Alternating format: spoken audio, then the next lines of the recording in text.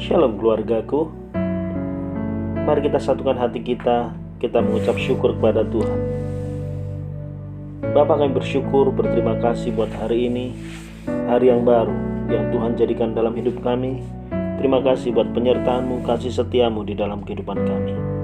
Ajar kami kembali untuk kami lebih lagi mengenal, lebih lagi kami mengerti apa yang menjadi isi hati-Mu di dalam kehidupan kami. Terpuji Engkau Tuhan, di dalam nama Tuhan Yesus kami berdoa. Haleluya. Amin. Saudara kasih Tuhan, terkadang kita sukar dan sulit untuk bersyukur di saat situasi yang tidak baik. Apalagi ketika keinginan hati kita tidak terpenuhi. Memang akan lebih mudah untuk bersyukur ketika segala sesuatu yang kita dapatkan dibanding dengan yang tidak kita dapat. Bahkan kalau kita bisa jujur, terkadang ada hal-hal yang kita terima pun sering sekali kita lupa untuk mengucap syukur. 1 Tesalonika 5 ayat yang ke-18 berkata, mengucap syukurlah dalam segala hal, sebab itulah yang dikehendaki Allah di dalam Kristus Yesus bagi kamu.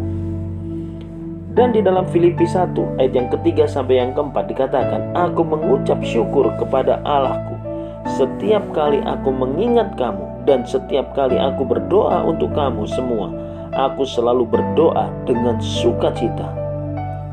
Saudara, Filipi 1 ayat yang ketiga sampai yang keempat ini ditulis oleh Rasul Paulus ketika dia sedang ada di dalam penjara, tetapi dia tetap bisa mengucap syukur. Ingat, susah dan senang adalah bagian dari proses yang harus dijalani. Dalam semua situasi, keadaan, kondisi apapun tidak dapat menghalangi pekerjaan yang Tuhan lakukan di dalam kehidupan kita. Oleh sebab itu, tetaplah bersyukur. Hati yang bersyukur akan memberi kekuatan dan kemenangan. Tetapi ingat, ketika kita diberkati oleh Tuhan dalam situasi dan keadaan saat ini, akan banyak orang yang memerlukan bantuan dan uluran tangan kita. Setiap orang pasti ingin hidupnya diberkati, tetapi tidak semua orang hidup dengan kerelaan untuk berbagi. Perhatikan apa yang Tuhan Yesus katakan dalam Lukas 6 ayat yang ke-38. Sebab ukuran yang kamu pakai untuk mengukur akan diukurkan kepadamu. Tuhan sendiri yang akan membalas kepada kita sesuai dengan ukuran yang kita pakai. Sebab firman Tuhan berkata, berilah maka akan diberi. Ini adalah hukum Tuhan, memberi. Jadi ukuran berkat yang kita terima lebih besar dibanding dengan apa yang kita berikan. Tetapi ingat, seorang yang pelit, kikir, tidak mau berkorban atau memberi, maka jangan berharap berkat pemberian Tuhan. Haleluya. Sebab itu, ketahuilah, kita tidak dapat menandingi Tuhan dalam hal memberi atau memberkati, karena Dia sudah memberkati setiap kita. Mari kita turunkan kepala, kita berdoa.